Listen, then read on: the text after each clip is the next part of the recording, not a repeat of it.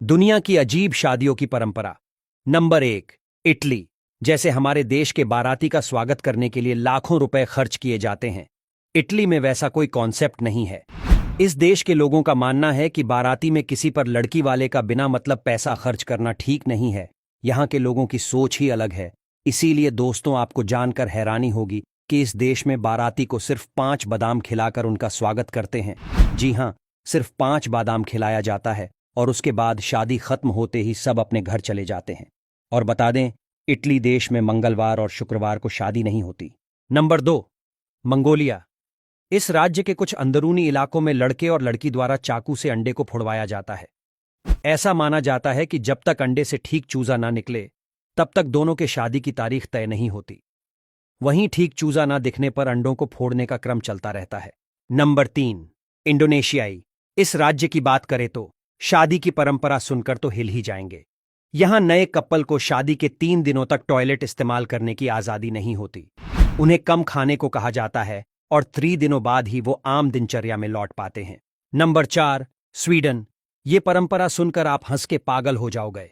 जब दूल्हा दुल्हन खाने के लिए एक टेबल पर बैठते हैं और इनमें से अगर कोई टॉयलेट के लिए 2 मिनट उठकर चला जाता है, तभी बाकी सभी लोगों को आजादी होती है कि वो अकेले बैठे दूल्हे या दुल्हन को कितना भी चाहें चूम सकते हैं।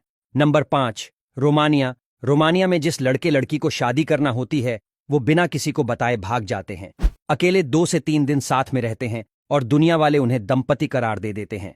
फिर शादी होती है। Number 6, Kenya. मसाई मारा नाम के शहर में पिता अपनी बेटी को अजब ढंग से विदा करते हैं।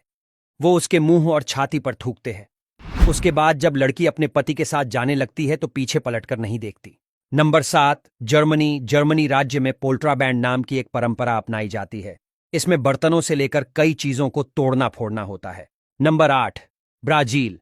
इस राज्य की परंपरा के बारे में बताने जा रहे हैं। उसे सुनने के बाद आपके होश उड़ जाएंगे।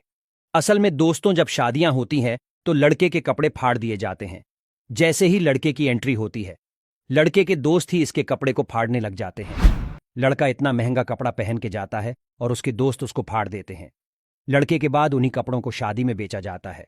फिर उससे जो पैसा मिलता है, उससे हनीमून पर घूमने जाते हैं। Number 9, France. फ्रांस में अपनाई जाने वाली परंपरा का।